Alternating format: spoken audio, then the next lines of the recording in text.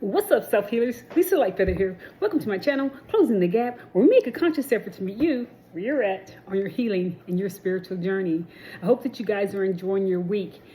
I'm just getting home, so I'm a bit jet lagged, and I've been lacking sleep. Let's put it like that. My days and nights are backwards at this point, and so I'm a little tired. It's taking me a minute to get back on track, which brings me to the topic of today's topic in regards to the narcissistic empath dynamic, which is referred to as narcissistic sleep control, where the narcissist deliberately deprives their victim of sleep. So sleep is something that keeps us balanced, that the body absolutely needs, yeah? And one can only go so long without sleep before they become delusional, before they become vulnerable, before they become easily dominated, easy to control.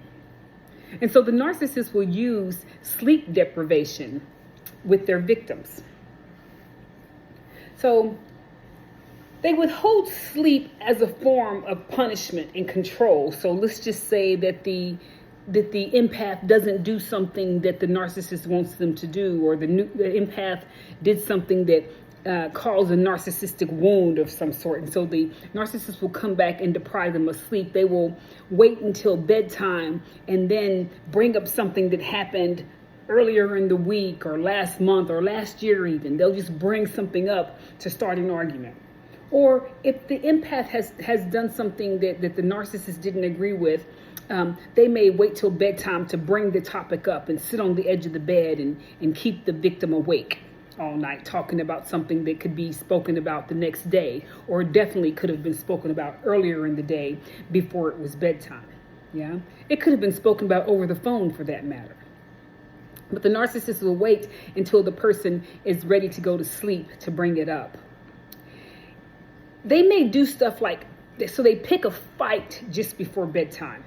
Or they pick a time to discipline a child, or to give so-called guidance to their children at the time of bed, and keep them up 3, 4, 5 o'clock in the morning, and keep them up hours past their bedtime. And just before it's time for the child to get up and go to school, then they'll let the child go to sleep. Something like that. They're just weird like that. Anything to abuse their victims. So they'll pick a fight at bedtime. They may do something like, if they're your mate, they may toss and turn in the bed all night, pulling the covers, pushing you to the edge of the bed, doing stuff like turning the heat way up or turning the air conditioner way up to make you as uncomfortable as possible. They may do something like turn the TV on and watch TV all night, or they'll be on their phone watching social media and laughing and making comments about whatever it is they're watching on social media when you're trying to sleep. They may walk through the house slamming doors, or if they're in another room, they may do stuff like knock up against the wall, slamming doors, have the TV up loud, anything to disturb the person's sleep. If they're your mate, they may insist on sex.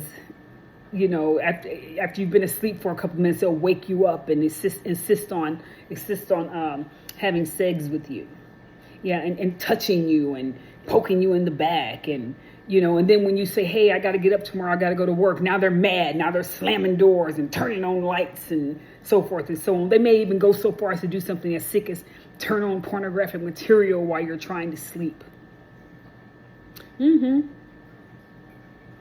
They are some sick bastards. They're sick. And so they'll torture their victim and force them to lose sleep.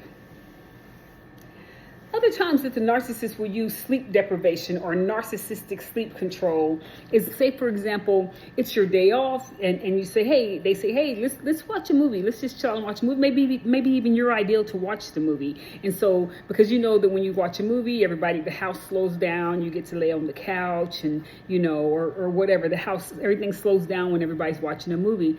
And so this may also be a time that you find that it's a great time to rest. Yeah. Well, the narcissist will get angry at you if you fall asleep during the movie. People fall asleep during the movie all the time. But the narcissist will get angry at you and try to control you. They'll do stuff like elbow you or physically open your eyelids with their hands. They're just, And they will sit there and watch you. They won't even be watching the movie. They'll be watching you to make sure that you don't nod off or fall asleep during the movie. Narcissistic sleep control.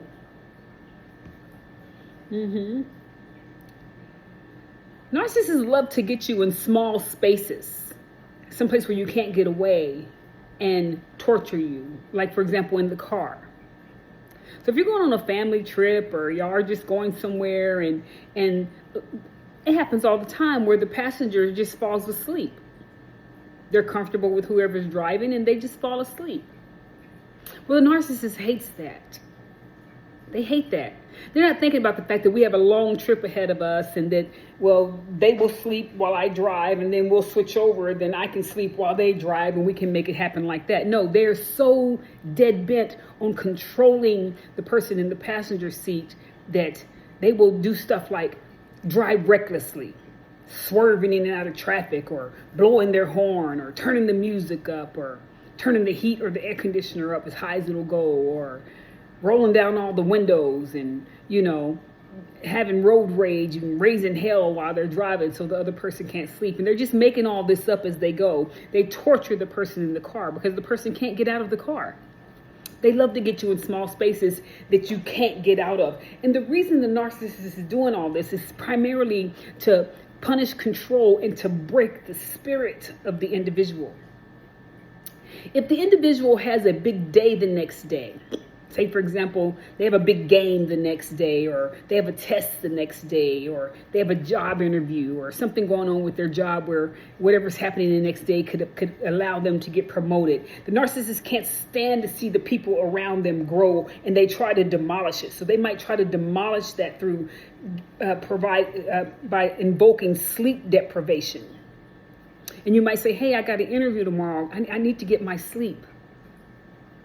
Ain't nobody trying to keep you awake. See, there you go. And then it's an argument. And so the person may have to go to their interview exhausted the next day because the narcissist doesn't want anyone around them to evolve or to grow. Yeah. They may torture their young adults, like late teen children. Because when the narcissist sees that their daughter or their son is growing into a woman or a man, they will try to break them down because the narcissist is jealous of their own children. I'm going to make a video on how the narcissist does not love their children at all. And how they're secretly jealous of the child. So the child may have a big day the next day, or the child may be going on a date with one of their girlfriends or with their guy friend or whatever, and the narcissist may know about it, and they will try to make the child, lack sleep so that they're deprived of sleep. So that the child doesn't have a good time, or the child doesn't do good on their test, or the child doesn't do good at the cheerleading tryouts or the football tryouts or whatever it is. I'm going to make a video on how the narcissist does not really love their children, how their children are only an extension of who they are. Yeah. But they can't get beyond them. Like the narcissistic parent does not want the child to go beyond them. They want to control and calculate how the child evolves. They may use sleep deprivation or narcissistic sleep control to punish the child, the wife, the husband, the family member. They may walk through the house, slamming doors, turning the TV up, turning on lights, just all kinds of nonsense that they use. It's a form of punishment and control. And sleep deprivation is a form of psychological abuse. It's easier to dominate the victim, easier to manipulate the victim. The victim feels kind of like I feel right now, jet lag. I'm out of sorts. My rhythm is off because of lack of sleep. And so they'll use this as a form of punishment. So if this is happening to you or has happened to you, it's not in your head. It's very well thought out by the narcissist, and they use it, as a form of punishment. And who does the victim tell? Like, oh, they keep me up all night. People are like, oh, well, they're not really abusing you. Yeah. Well, people who it hasn't happened to, they don't get it. But I'm here to confirm that it is in fact psychological, mental, and emotional abuse that's inflicted by the narcissist in order to try to control their victims. Well, that's all I have for you today here on Closing the Gap, where we make a conscious effort to meet you where you're at on your healing and your spiritual journey. If you like my energy, please don't forget to like, subscribe, maybe leave a comment. If you're really feeling my vibe, don't forget to hit that bell notification so that you know the next time that I upload. Thank you for being here, and thank you for listening, and I wish you the best on your journey. We'll see you later. We'll see you next time here on Closing the Gap. You guys have a good week.